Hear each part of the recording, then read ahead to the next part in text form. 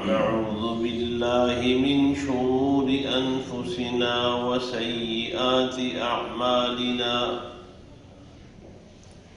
من يهده الله فلا مضل له ومن يضلل فلا هادي له وأشهد أن لا إله إلا الله وحده لا شريك له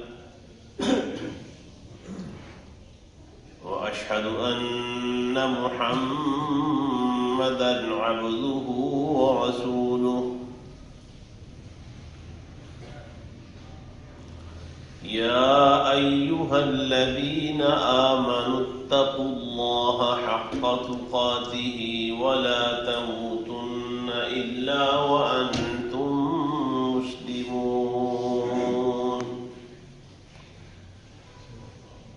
يا أيها الناس اتقوا ربكم الذي خلقكم من نفس واحدة وخلق منها زوجها وبث منهما رجالا كثيرا ونساء واتقوا الله الذي تساءلون به والأرحام إن الله كان عليكم رقيبا يا أيها الذين آمنوا اتقوا الله وقولوا قولا سديدا يصلح لكم أعمالكم ويغفر لكم ذنوبكم ومن يطع الله ورسوله فقد فاز فوزا عظيما اللهم صل على محمد وعلى آل محمد كما صليت على إبراهيم وعلى آل إبراهيم إنك حميد مجيد اللهم بارك على محمد وعلى آل محمد كما باركت على إبراهيم وعلى آل إبراهيم إنك حميد مجيد أما بعد فإن خير الحديث كتاب الله وخير الهدي هدي محمد صلى الله عليه وسلم وشر الأمور محدثاتها وكل محدثة بدعة وكل بدعة ضلالة والضلالة في النار سبحانك لا علم لنا إلا ما علمتنا إنك أنت العليم الحكيم اللهم انفعنا بما علمتنا وعلمنا ما ينفعنا وزدنا علما الحمد لله على كل حال ونعوذ بالله من حال أهل النار رب أعوذ بك من همزات الشياطين وأعوذ بك رب أن يحضرون أعوذ بالله السميع العليم وبوجهه الكريم وسلطانه القديم من الشيطان الرجيم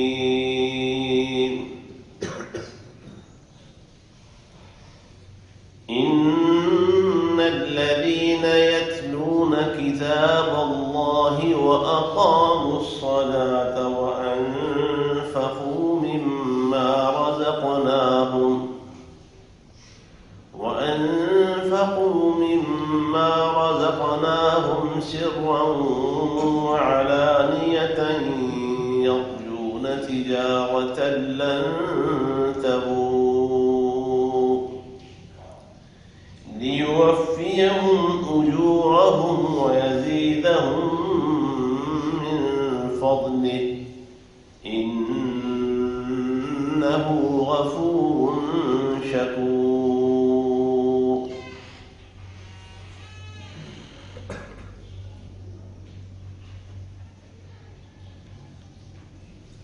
یہ حقیقت ہے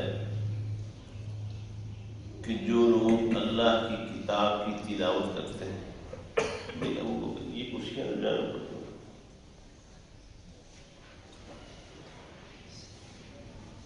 جو لوگ اللہ کی کتاب کی تلاوت کرتے ہیں اور نمازیں قائم کرتے ہیں، اور ہم نے انہیں جو مال یا جو چیز دے رکھی ہے اس میں سے چھپ چھپا کے اور علانیہ طور پر بھی خرچ کرتے رہتے ہیں، یہ لوگ ایسی تجارت کے امیدوار ہیں جس میں گھاٹے کا کبھی کوئی امکان ہی نہیں ہے۔ نتیجہ یہ ہوگا اللہ انہیں ان کے اجر، ان کے بدلے پورے عطا فرمائے گا، اور اس کے ساتھ اپنے فضل میں سے اور زیادہ بھی دے گا۔ حقیقت یہی ہے کہ وہ بہت زیادہ بخشنے والا اور اپنے بندوں کے اعمال کی بہت زیادہ قدر کرنے والا ہے۔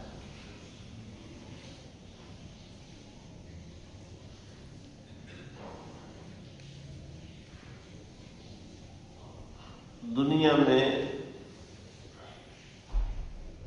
کاروباری لحاظ سے ہم یہ دیکھتے ہیں کہ جس کسی کام کا، کاروبار کا کوئی سیزن ہوتا ہے، خاص موسم اور موقع ہوتا ہے، لوگ اس موقع سے، اس سیزن سے فائدہ اٹھانے کی، جو لوگ بھی اس کام سے، اس شعبے سے متعلق ہوتے ہیں، وہ اس موقع سے زیادہ فائدہ اٹھانے کی کوشش کرتے ہیں۔ اور یہ آج کی بات نہیں، شروع سے ایسے چلا رہا ہے۔ پیارے پیغمبر صلی اللہ علیہ وسلم کے زمانے میں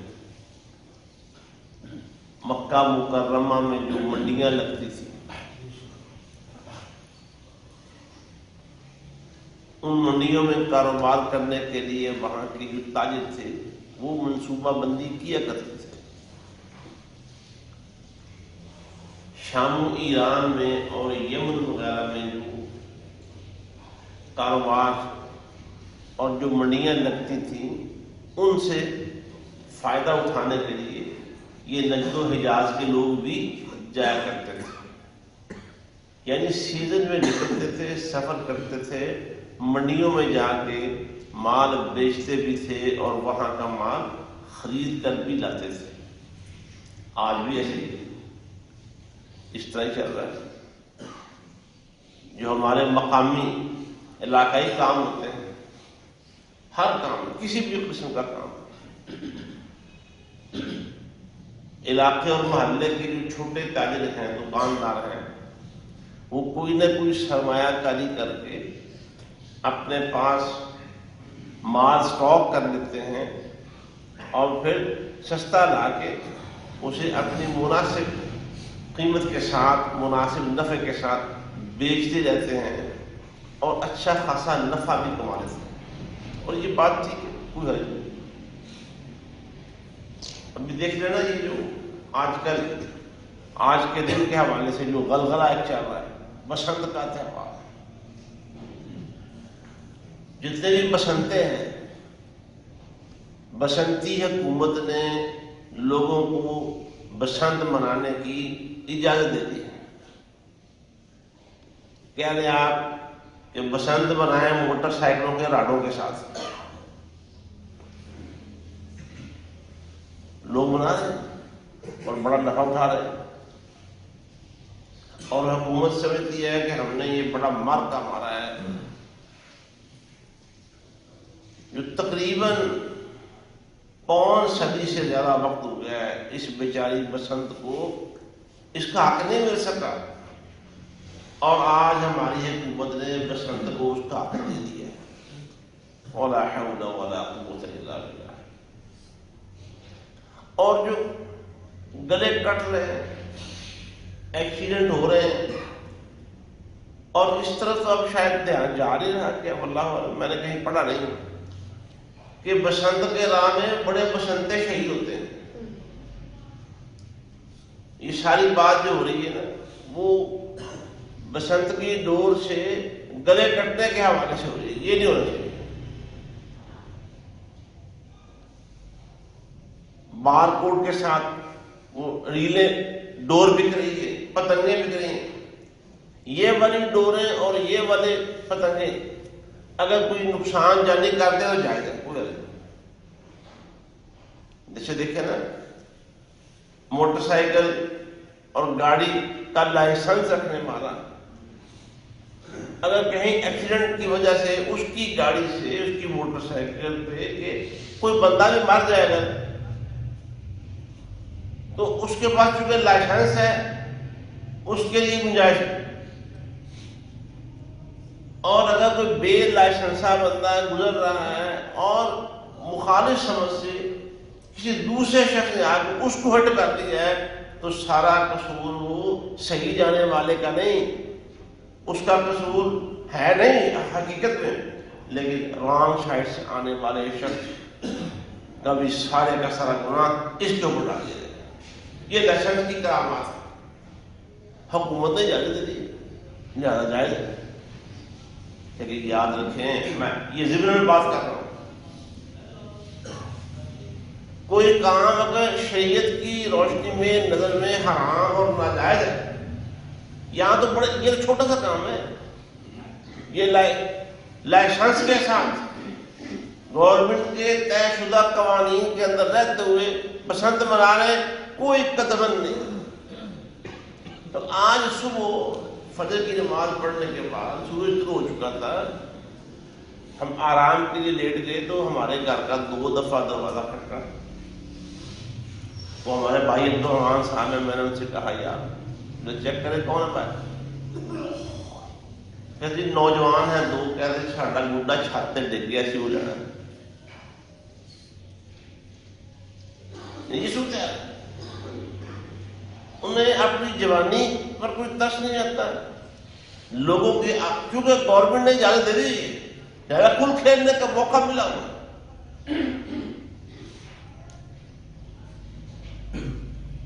इस कारोबार की जो असल में हिंदुआना कारोबार, हिंदुआना त्यौहार है, हिंदुआना रस्म है, गवर्नमेंट ने इजाजत दे दी है, लिहाजा जो चाहते हैं उसको। और अफसोस की बात ये हमारा मुल्क जो ला इलाहा इल्लल्लाह के नाम पर बना था, ला इलाहा इल्लल्लाह मुहम्मदुर रसूलुल्लाह, इसके परचमों को लहराने और पूरी दुनिया में उनके फरेरे लहराने के लिए बना था, पूरी दुनिया में। और बहुत सालों तक दुनिया के बहुत सारे मुल्कों में, पूरी दुनिया में पाकिस्तान को मुसलमानों का, इस्लाम का किला समझा जाता रहा है। ये परवेज मुशर्रफी दौर तक, उसके दौर में जो यहाँ तब्दीली आई, उस वक्त तक दुनिया के बहुत सारे ममालिक में ये तस्वुर किया जाता था कि पाकिस्तान ला इलाहा इल्लल्लाह की वजह से बना है, उसकी खातिर बना है, तो ये पूरी दुनिया के मुसलमानों के लिए और इस्लाम के लिए एक मजबूत किला है। आप वो तस्वुरों का बड़ी कोशिश और मेहनत से हमने मिटा दिया। उनका ये एतमाद हमने खत्म कर दिया। और यहाँ इस मुल्क में तो بدکاری کے اڈے سرکاری اجازت سے کھلے ہوئے، شراب کے لائسنس اور پرمٹ گورنمنٹ کی طرف سے ملتے ہیں اور یہ جائز۔ یہ جتنی منشیات وغیرہ کی پکڑ دکڑ ہوتی ہے اخبارات میں آ جاتا ہے، وہ اس لیے آ جاتا ہے کہ وہ گورنمنٹ کی اجازت اور لائسنس کے بغیر چوری کر رہے ہوتے ہیں، ان کو پکڑ نہیں دیتا ہے۔ لائسنس کے ساتھ کریں آپ، پرمٹ کے ساتھ کریں، کوئی آپ کو پوچھنے والا نہیں۔ بدکاری کے اڈے کھلے ہوئے، اسمگلنگ کا کام گورنمنٹ کے لوگوں کی، افسران کی چھتری کے نیچے رہتے ہوئے کریں، کوئی اور جس چیز کی مرضی اسمگلنگ کا۔ ابھی لوگ ہمیں کہتے ہیں یہ سعودی حکومت نے حج کے لیے عورت کے ساتھ محرم کی پابندی ختم کر دی، عورتوں کے لیے عورتیں جا سکتی ہیں۔ ہمیں لوگ بتاتے ہیں اللہ کے رسول صلی اللہ علیہ وسلم نے جب یہ فرما دیا کہ جو عورت اللہ اور قیامت کے دن پر ایمان رکھتی ہے وہ اپنے مال کے بغیر ایک دن رات کے سفر کے لیے بھی روانہ نہیں ہو سکتی۔ جو ملت ابراہیمی ہے وہ یہی ہے کہ اللہ کا حلال کرتا حلال ہے، اور جس چیز کو اللہ نے حرام کر دیا وہ حرام ہے۔ ہر کہیں حرام ہے، ہر دور میں حرام ہے، ہر ملک اور قوم کے لیے حرام ہے۔ جو کلمہ پڑھنے والے لا الہ الا اللہ محمد رسول اللہ صلی اللہ علیہ وسلم کا دم بنے ہے، بات لمبی ہوگی تو نکل گئی۔ یہ جو سیزن ہوتا ہے کاروباری نفع کمانے کا، لوگ اس کے لیے پلاننگ کرتے ہیں، منصوبے بناتے ہیں، تیاری کرتے ہیں۔ اور یہ میں عرض کر رہا تھا کہ شرعی حدود کے اندر رہتے ہوئے یہ جائز، اسلام سے پہلے بھی ہوتا تھا، رسول اللہ صلی اللہ علیہ وسلم کے زمانے میں بھی ایسا ہوتا تھا، اب بھی ہو رہا ہے۔ تو بھائیو سوچنے کی بات یہ ہے، اور کے لیے، میرے اور آپ کے لیے ہے کہ رمضان ہمارے سر پہ ہے، اس موقع سے فائدہ اٹھانے کے لیے اور بھرپور فائدہ حاصل کرنے کے لیے ہماری منصوبہ بندی کیا ہے۔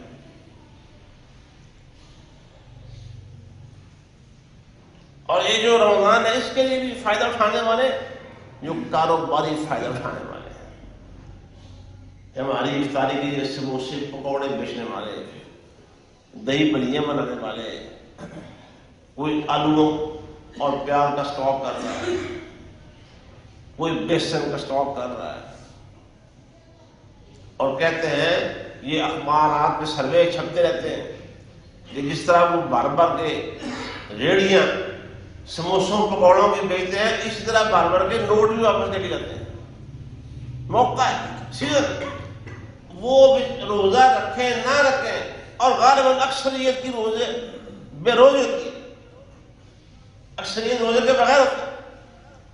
روزہ چونکہ آپ نے رکھنا ہے، آپ کے روزے سے وہ فائدہ اٹھانے کے لیے وہ آپ کے لیے جگہ جگہ سموسوں کے، پکوڑوں کے اور دیگر چیزوں کے سٹال لگائیں گے، ریڑیاں لگائیں گے، فائدہ اٹھائیں گے۔ اور پھر اسی طرح جب عید آ جائے گی، عید پہ آپ نے اپنے لیے، بچوں کے لیے نئے کپڑے اور ملبوسات بنانے ہیں، وہ دکانوں والے بھی فائدہ اٹھائیں گے، اور ان میں سے بھی اکثریت کا گزر یہاں مارکیٹ کے بازاروں کے لوگ بیٹھے ہوئے ہیں، وہ مجھ سے زیادہ سے زیادہ جانتے ہیں کہ چند لوگ جو آٹے میں شاید نمک کے برابر بھی نہیں ہوتے ہوں گے، ان کے روزے ہیں، اور باقی لوگ صرف آپ کے اور روزے داروں کے روزوں سے فائدہ اٹھانے کے لیے۔ عید ان کی ہے جنہوں نے اللہ سے ڈر کے روزے رکھے، اور اللہ سے ڈرتے عید تو ان کی ہے، ان کی عید سے فائدہ اٹھانے کے لیے وہ اپنی جیبیں بھر رہے ہیں۔ لیکن سوال یہ ہے ہم روزہ رکھنے والے لوگ جن کے گھروں میں روزے رکھے جاتے ہیں، جن کے گھروں میں نماز قرآن کا کچھ نہ کچھ خیال موجود ہے اللہ کے فضل و کرم کے ساتھ، اس رمضان سے فائدہ اٹھانے کا اور اس رمضان سے بھرپور فائدہ حاصل کرنے کا میرا اور آپ کا پلان کیا ہے؟ ہم نے کبھی غور کیا؟ ہم میں سے بہت سارے گھروں میں وہ عید کے لیے شاپنگ وغیرہ ہو رہی ہے جی، رمضان سے پہلے کر لیں. رمضان میں رش بڑا ہوتا ہے، بازاروں میں وقت نہیں ملتا، ٹائم بڑا ضائع ہوتا ہے. روزہ چاہے سردی گئی ہے، روزہ آرام سکون سے رکھیں گے، گھروں میں رہیں گے. رمضان سے پہلے بچوں کے کپڑے خرید لائیں، بچوں کے جوتے لے آئیں اور دوسری ضروریات بھی خرید کر لیں. یہ لیکن جو اصل کام تھا، کیا رمضان اس لیے ہے؟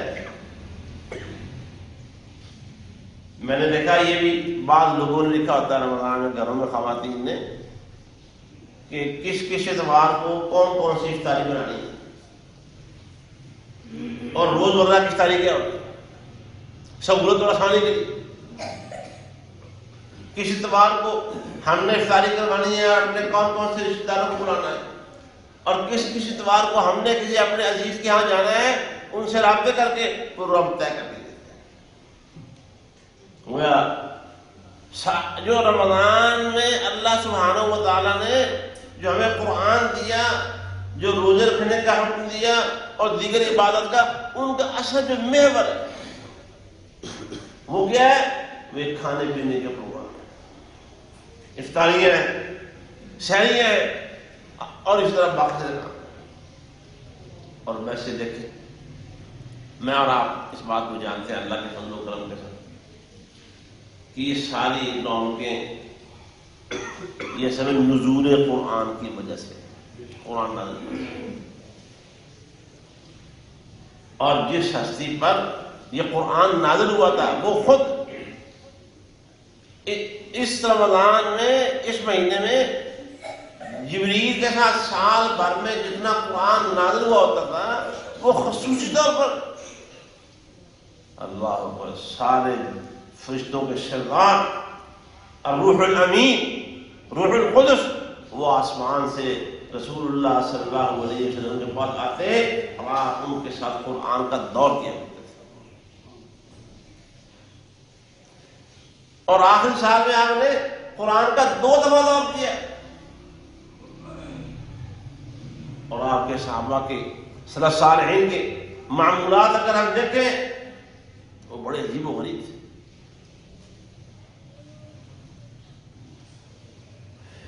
حضرت عثمان رضی اللہ تعالیٰ عنہ، ابو بکر اور عمر رضی اللہ تعالیٰ عنہما کا تو قصہ بہت عظیم ہے، بہت بلند ہے. حضرت عثمان رضی اللہ تعالیٰ عنہ جن کے یہ جو ہم قرآن پڑھتے ہیں، ہمارے یہاں یہ بات نہیں لکھی ہوتی، عرب ممالک میں جو قرآن چھپا ہوتا ہے اس پہ لکھا ہوتا ہے مصحف عثمانی. اس قرآن کی جلد پر اس کے ٹائٹل پہ لکھا ہوتا ہے کیا؟ مصحف عثمانی. حضرت عثمان رضی اللہ تعالیٰ عنہ کے دور میں قرآن کی خدمت کا جو عظیم کام ہوا تھا، اس کی وجہ سے پوری دنیا میں مشرق سے لے کر مغرب تک جہاں جہاں کسی بھی چھاپے خانے میں قرآن آپ کو ملے گا، وہ حضرت عثمان رضی اللہ تعالیٰ عنہ نے جو اس کی خطاطی کروائی تھی، جو کتابت کروائی تھی، اسی کی کاپی کر کے آج پوری دنیا کے اندر وہی قرآن پائی گئی. ساری دنیا کو ایک مصحف پہ، ایک قرآن پہ جمع کرنے کا پڑھنے کا انداز. ابھی پچھلے 1-2 دن پہلے میں نے قرآن کی قراءات کا یہ بات کی کہ 7 اور 10 قراءات جو نبی کریم صلی اللہ علیہ وسلم سے ثابت ہے، یعنی بعض مقامات پر ایک لفظ کو ایک سے زیادہ طریقوں سے پڑھنے کی اجازت موجود ہے. وقف یہاں کرنا ہے یا اگلے لفظ پر یا اس سے اگلے لفظ پر، اس میں بھی اختلافات ہیں. اختلافات سے مراد کہ کچھ یہاں وقف کرتے ہیں، کچھ یہاں کرتے ہیں، کچھ وہاں کرتے ہیں. اور تینوں وقفوں سے، تینوں طریقوں کے ساتھ وقف کرنے سے اس کا مفہوم کچھ نہ کچھ تبدیل ہوتا ہے، تفسیر نہیں آ جاتی. ایک تفسیر کے مطابق، ایک وقف کے مطابق یہ تفسیر ہوگی، دوسری جگہ پر وقف کے مطابق تفسیر یہ بن جائے گی. لیکن ان سارے جو قراءات اور اوقاف وغیرہ ان کو ایک طریقے کے اندر جمع کر لیں. میں ایک چھوٹی 2 مثالیں آپ کو دیتا ہوں، اگر آپ اپنی طبیعت سے کوئی گرانی محسوس نہ کریں. یہ ابراہیم لفظ آپ دیکھیں قرآن میں سورہ بقرہ میں اس کی خطاطی کا انداز اور ہے، باقی پورے قرآن میں اس کی خطاطی کا انداز اور ہے. اس کی وجہ اس کی قرأت کا فرق ہے. سورہ بقرہ کے مطابق اس کو ایک سے زائد طریقوں سے پڑھا جا سکتا ہے، اور باقی جہاں پہ دوسری خطاطی ہوگی وہاں اسی ایک طریقے سے پڑھا جائے گا. حضرت عثمان نے کیا کام کیا ہے کہ دونوں طریقوں سے پڑھنے کو ممکن بنانے کے لیے اس کے مطابق اس کی قرأت کرتا ہے، اس کی خطاطی کرتا ہے. ایسی لفظی کتاب ہے. کتاب اردو میں آپ لفظی کتاب لکھتے ہیں، تے اور بے کے درمیان الف ہوتا ہے. قرآن میں تے اور بے کے درمیان الف نہیں ہوتا، صرف کھڑی تے اور کھڑی زبر ڈالی جاتی ہے. یہ علماء قراءت بیٹھے ہوئے ہیں، حافظ ابو بکر وغیرہ، وہ یہ بتائیں گے آپ کو کہ اس طرح کیوں لکھا جاتا ہے. قرآن میں 4 جگہ ایسی ہیں جن پہ کتاب کا الف کے لکھا ہوا ہے، صرف 4 جگہ. 4 مقامات پر کتاب کو اس طرح لکھا ہوا ہے جیسے آپ اردو میں لکھتے ہیں.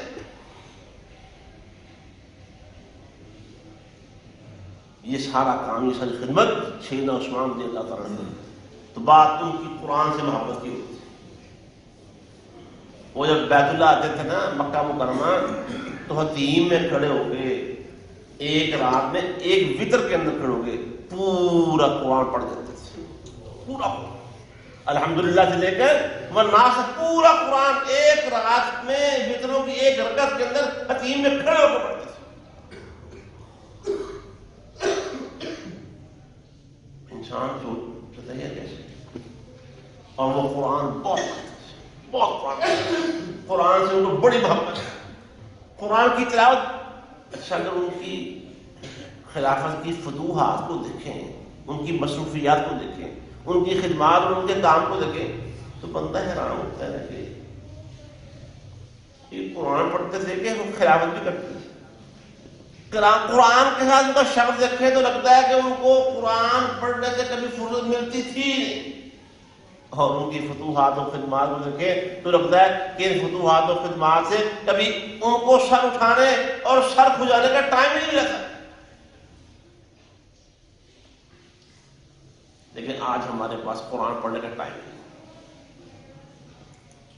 باقی لوگوں کو چھوڑے، ہم جو مسجدوں مدرسوں والے لوگ ہیں، ہمارے پاس ٹائم نہیں ہے قرآن پڑھنے کا. مصروف ہوئے پڑے، وہاں درس، وہاں جلسہ، وہاں خطاب، وہاں میٹنگ، وہاں فلاں کام. آج بارہ پڑھا نہیں گیا. ہم پر ہماری بدقسمتی نے اتنا غلبہ کیا ہوا ہے کہ قرآن پڑھنے کا عام زندگی میں ہمارے پاس ٹائم ہی نہیں ہے. اس لیے رمضان آنے پر ہمیں احساس نہیں ہے کہ رمضان آ رہا ہے اور ہمیں قرآن پڑھنے کی کوئی اسکیم لڑانی چاہیے، کوئی پلان کرنا چاہیے اپنے لیے، اپنے گھر والوں کے لیے، اپنے بچوں کے لیے. باقی سارے کام ہو رہے ہیں. کپڑوں کے کلر، جوتوں کے ڈیزائن، کپڑوں کی سلائی، الغرض سارے اس طرح کے کام ہو رہے ہیں. نہیں کام ہو رہا. ہم گھر میں بیٹھ کے اپنے بچوں کے ساتھ، اپنی اہلیہ کے ساتھ بیٹھ کے قرآن کا پلان نہیں کر رہے. اور اس حوالے سے میں پھر عرض کروں گا، جو میں نے دیکھا ہے سعودی عرب اس معاملے میں، سعودی عرب کے لوگ وہ خوش نصیب ہیں، وہ ہم سے سینکڑوں بلکہ ہزاروں درجے آگے. وہاں دیکھا ہے لوگوں کو. انہوں نے رمضان میں علماء بتاتے ہیں، عوام الناس کے پاس ٹائم ہے. وہ قرآن رمضان میں 3 دفعہ یا رمضان تو رمضان ہے. میں نے ایک قصہ پہلے آپ کو سنایا تھا، بات لمبی سے لمبی ہوتی جا رہی ہے. ایک فیملی عمرہ کرنے ریاض سے بائی روڈ اپنی گاڑی پہ جا رہی تھی، اور یہ 8-10 گھنٹے میں ریاض سے مکہ پہنچ جانا یہ فی زمانہ بہت آسان کام ہے. وہاں گاڑیاں چلاتی بہت تیز ہیں، رستے بڑے صاف ہیں. اور فیملی ساری نے طے کیا کہ مکہ پہنچنے سے پہلے گاڑی میں 5-6 افراد تھے، پوری فیملی تھی، کہ ہر شخص مکے پہنچنے سے پہلے پورا قرآن پڑھ لے. مکے پہنچنے سے پہلے ہر شخص قرآن. جو صاحب عائلہ تھا، گھر کا مالک، وہ گاڑی چلا رہا تھا، وہ زبانیں کچھ نہ کچھ پڑھ رہا تھا، باقی سب لوگوں نے قرآن کھولا ہوا ہے اور تلاوت کر رہے ہیں. لیکن اللہ کی کرنی یہ ہوئی کہ رستے میں خطرناک ایکسیڈنٹ ہو گیا اور سارے کیسے افراد فوت، ایک بچی بھی ایک۔ ہمارے پاس ٹائم نہیں، سوچ ہی نہیں۔ تو رمضان کے حوالے سے کون سوچے گا، کون غور کرے گا؟ رمضان مبارک میں رات ہی ہماری ایک مجلس تھی، فضیلت الشیخ مولانا حافظ محمد شریف صاحب اور فضیلت الشیخ مولانا حافظ مسعود عالم صاحب کے ساتھ ایک مجلس تھی۔ وہاں وہ بتا رہے تھے امام شافعی رحمۃ اللہ علیہ رمضان میں 60 قرآن ختم کیا کرتے تھے، 60 قرآن۔ ایک ان کی روٹین تھی، معمول تھا، ایک قرآن وہ دن میں پڑھتے تھے، ایک قرآن رات میں پڑھتے تھے۔ ہم نے تو رمضان کو اپنے خور و نوش کا، اپنے پیٹ کی پیاس اور پتہ نہیں کیا کچھ بجھانے کا پروگرام بنایا ہوا ہے کہ رمضان آئے اس لیے۔ صبح میں پہلے بھی عرض کر چکا تھا کسی موقع پر کہ سحری کھاتے ہیں اس ذہن سے کہ سارا دن تو روزہ رکھنا ہے، بھوکے رہنا ہے، تو خوب کھاؤ، خوب بڑھتی ڈالو میدے، اور شام کو افطاری کے ٹائم پر خوب کھاتے ہیں۔ یہ سارا دن دیکھو پیاس نہ کٹے تو وہ کھاؤ۔ وہ رمضان کے علاوہ عام دنوں میں جو کھاتے پیتے ہیں اس سے کئی گنا زیادہ کھا پی جاتے ہیں۔ اور پھر حدیث مشکات المصابیح والی حدیث دلیل کے طور پر دیکھیے جی، اللہ کے رسول نے سچ فرمایا ہے کہ رمضان میں مومن کا رزق بڑھ جاتا ہے۔ اچھا وہ رزق اس طرح نہیں بڑھ سکتا کہ تھوڑی سی بچت شروع، کھانے پینے میں بچت شروع کر دیں اور آپ کے پیسے بچ جائے، اس طرح رزق میں اضافہ نہیں ہو سکتا؟ کیوں جی؟ کہ زیادہ کھانے سے اضافہ ہوتا ہے۔ وہ شاید اگر وہ حدیث صحیح ہو سند کے لحاظ سے تو اس کا مطلب یہ ہو سکتا ہے کہ کم کھاتے پیتے ہیں تو رزق میں بچت ہونا شروع ہو جاتی ہے اور وہ سیونگ کی طرف جانا شروع ہو جاتی ہے، اور ہم سمجھتے ہیں زیادہ کھانے سے رزق میں اضافہ ہو گیا، یہ رمضان کی برکت ہے۔ ساری قوم نے وہ بسیار خوری، زیادہ کھانا پینا، یہ رمضان کا مقصد بنا دیا، لیکن قرآن پڑھنے پڑھانے کا کوئی منصوبہ، ختم کرنے کا منصوبہ ہمارے پاس ہے نہیں۔ میں صرف یہ توجہ دلا رہا ہوں، یہ احساس کہ بھئی اس رمضان کو قرآن سے تعلق کا مہینہ بنائیں، اور اس کے لیے چلے سلف صالحین دو، جیسے کہ رات حافظ صاحب بیان کر رہے تھے کہ حافظ ابن رجب رحمہ اللہ نے لکھا ہے کہ سلف صالحین 6 مہینے پہلے دعائیں شروع کر دیتے تھے، یا اللہ زندگی میں پھر رمضان کا موقع عطا فرما، ہمیں رمضان کے قریب لے جا، رمضان کو ہمارے قریب لے آ۔ وہ 6 مہینے دعائیں کرتے تھے۔ ہمارے لیے یہ 1 مہینہ جو شعبان تھا وہ بھی اس کے لیے ہم نے اس کی تیاری شاید نہ کی۔ میں آج کے اس جمعے میں اپنے آپ سے اور آپ سے یہ درخواست کروں گا کہ بھائی اپنے گھر میں بیٹھ سنجیدگی کے ساتھ بیٹھے، اگر عادت نہیں ہے تو عادت بنائیں، ہمیشہ دینی معاملات میں اپنے بچوں کو، اپنی بیوی کو اپنے ساتھ بیٹھ کے دین پر عمل کرنے اور دین میں ترقی حاصل کرنے کے لیے منصوبے بنایا کریں، بچوں کو دین پہ چلانے کے لیے ان پر محنت کیا کریں، گھر کا ماحول بنائیں۔ اللہ تعالیٰ ہمیں اس کی توفیق عطا فرمائے اور ہمیں دین کے ساتھ پیار، قرآن کے ساتھ پیار، سنت کے ساتھ پیار اتنا نصیب فرمائے کہ ہمارے جو روح ہے نا اس کے اندر تک یہ چیزیں سرایت کر جائیں اور اسی کے ساتھ ہم اللہ کے پاس پیش ہو جائیں۔ وآخر دعوانا ان الحمد للہ رب العالمین۔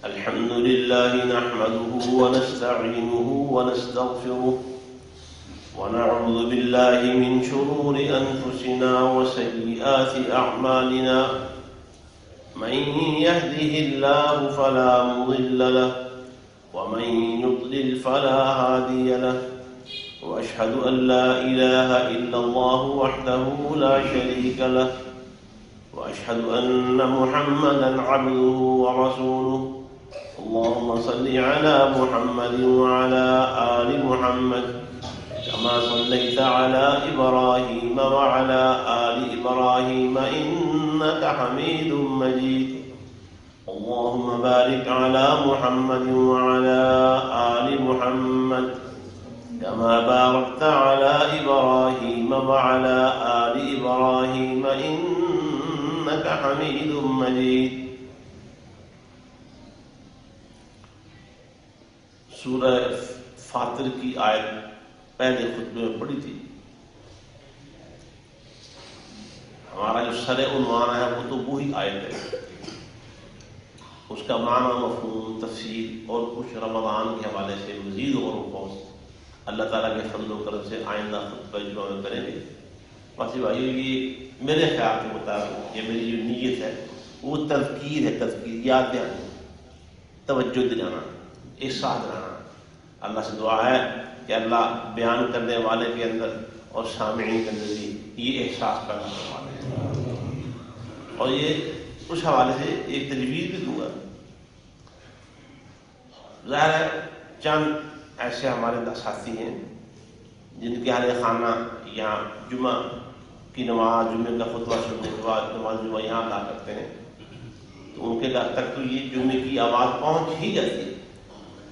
تو باقی بھائیوں سے میری گزارش ہے، آپ اپنے جمعے کے جو خطبات یہاں سنتے ہیں ان کو اپنے گھر والوں کے ساتھ جا کے شیئر کیا کریں. کسی اور مجلس میں جا کے دین کے حوالے سے، قرآن و حدیث کے بعض کے حوالے سے وہاں کوئی بات ہو، کسی مسجد میں آپ نے نماز پڑھی، وہاں درس ہو گیا اچانک، تو وہ وہاں جو آپ کو کام کی بات ملی ہے اسے یاد رکھیں اور گھر جا کے اپنی بیوی کے ساتھ، اپنے بچوں کے ساتھ، وہ گھر کے دیگر افراد کا شیئر کیا گیا. یہ عادت بنائے سکتے. اس طرح سے خیر پھیلتی ہے. اگر آپ اپنے دنیا کے اسباب کرتے ہیں، کاروباری معاملات بعض اوقات گھر میں ڈسکس ہو جاتے ہیں، تو یہ جو دینی معاملات ہیں، خطبات جمعہ کے اسباب، کہیں دروس سننے کے اور دیگر پروگرام میں آپ شریک ہوئے، آپ کو وہاں سے کچھ حاصل ہوا، یہ باتیں اپنے گھروں میں پہنچایا کریں، بچوں کے ساتھ کیا کریں، شیئر کیا کریں. اللہ تعالیٰ ہمیں اس کی توفیق عطا فرمائے. اور اس کے ساتھ بھئی اور بھی بہت سارے کام جو رمضان کی تیاری کے حوالے سے ہیں، یہ جو ہماری مسجدیں اور ہمارے مدرسے ہیں، یہ جس طرح ہماری مسجدیں سال بھر دعائیں کرتی رہتی ہیں نا کہ اللہ ہم آباد کر دیں، رونق لگا دیں، تو چند دن رمضان کے شروع کے بڑی رونق ہوتی ہے، اور چند دن 27ویں کے بعد رمضان کے آخری 2-3 دن وہ مسجدوں میں بڑی رونق ہوتی ہے. باقی مسجدیں بے آباد اور ویران رہتی ہیں. وہ مسجدیں جس طرح یہ، اسی طرح باقی ہم تو وہ کہتے ہیں کہ 1 مہینے کے نمازی آ گئے بعض مسجدوں کے حوالے سے، بلکہ ساری مسجدوں کے حوالے سے یہ بات کہی جاتی تھی کہ 1 مہینے کا مسلمان آ گیا، 1 مہینے کے نمازی آ گئے، اور یہ بڑی المناک بات ہے. تو 12 مسجدیں وہ آپ کے مالی تعاون کی بھی منتظر رہتی ہیں ہر وقت ادارے. اور یہاں میں پھر اللہ کی نعمت کے طور پہ عرض کر رہا ہوں، یہ اس مسجد پر، ہمارے ادارے پر، اور انشاءاللہ اس کے ساتھ آپ سب پر بھی اللہ کا احسان ہے. اس مسجد میں امت مسلمہ کی خدمت کا ایک مثالی اور معیاری کام ہو رہا ہے. یہ عام مسجدوں میں پیسے دینے کے برابر نہ سمجھیں، یہ یہاں دین کی تعلیمات کو فروغ دینے اور امت کے لیے رہنما اور راہبر قیادت تیار کرنے کے، لیڈرشپ تیار کرنے کے پروگرام میں چل رہے ہیں. آپ اس پہ خرچ کیا کریں، اور اس کے اخراجات لاکھوں میں. تو اس کے لیے بھی اپنے آپ میں ہمت پیدا کریں، توانائی پیدا کریں، اللہ سے دعا کریں اور ارادہ اور نیت کریں کہ ہم نے اس مدرسے اور اس مسجد کی رمضان میں بھرپور خدمت کرنی ہے. اللہ تعالیٰ توفیق عطا فرمائے. اللہ تعالیٰ ہمارے بیماروں کو شفا عطا فرمائے. اللہ تعالیٰ ہماری پریشانی دور فرمائے. اللہ تعالیٰ مشکلات سب کی آسان فرمائے. اللہ تعالیٰ کاروباری معاملات میں آسانی فرمائے. اے اللہ، یہ ہمارا ملک لا الہ الا اللہ محمد رسول اللہ کی خاطر بنا تھا، اور جتنے بھی پالیسیاں حکومتی بن رہی ہیں، چل رہی ہیں، یا اللہ وہ لا الہ الا اللہ محمد رسول اللہ کی مخالف چل رہی ہیں، یا اللہ حکومتوں کو ہدایت نصیب فرما. یا اللہ یہ جو بسنتے ہیں، اے اللہ ہم تو ان کی ہدایت کی دعا کرتے ہیں، اور یہ بسنتی حکومت بھی اس کی ہدایت کی دعا کرتے ہیں. یا اللہ اگر تیرے علم میں ان کے لیے ہدایت نہیں ہے اور یہ ہدایت کی دکھانے والے نہیں ہیں، تو یا اللہ ایسے لوگوں سے ہماری جان چھڑا دے۔ ہم یا اللہ ان لوگوں کے مقابلے میں اپنی بے بسی کا تیرے سامنے اظہار کرتے ہیں، اپنی کمزوری کا اور اپنی عدم قوت کا اظہار کرتے ہیں۔ یا اللہ ہمیں ہر شر سے بچا، دینی دنیاوی ہر شر سے بچا۔ یا اللہ ایسے لوگوں کو شر سے بچا اور ہمارے ملک کو ایسے لوگوں کو شر سے محفوظ فرما۔ اور یا اللہ ہماری افواج کو، یا اللہ لا الہ الا اللہ محمد رسول اللہ اس پرچم اور کرنے والے ملک کی حفاظت کرنے والے افواج کی حفاظت فرما، اور وہاں جو خرابیاں پائی جاتی ہیں یا اللہ ان خرابیوں سے بھی ہماری اس فوج کو محفوظ فرما، پاک فرما۔ ربنا تقبل منا انك انت السميع العليم وتب علينا انك انت التواب الرحيم۔ سبحان ربك رب العزة عما يصفون وسلام على المرسلين والحمد لله رب العالمين۔